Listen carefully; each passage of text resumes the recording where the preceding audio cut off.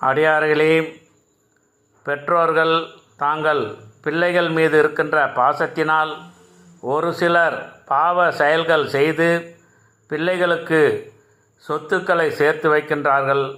அதனால் அந்த பிள்ளைகள் நலமாக வாழ்வார்கள் என்று நினைக்கின்றார்கள். கண்டிப்பாக அந்த சொத்தினால் அந்த பிள்ளைகள் நலமாக வாழ மாட்டார்கள். நமது பிள்ளைகளுக்கு நல்லதை சொல்லிக் கொடுங்கள். முடிந்தளவு புண்ணியத்தை சேர்த்து வையுங்கள். அதனால் அவர்கள் நலமாக வாழ்வார்கள்.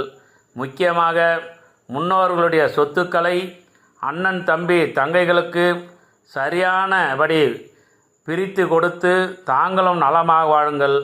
ஒரு சிலர் அண்ணன் தம்பி தங்கைகளுக்கு சேர வேண்டிய சொத்துக்களை மோசடியாக அவர்கள் எழுதி வாங்கி கொண்டு பிள்ளைகளுக்கு நலமாக வாழ்வார்கள் என்று இந்த செயல்களை செய்வார்கள். ஒருபொழுதும் அந்த பிள்ளைகள் இந்த சொத்தினால் நலமாக வாழ முடியாது.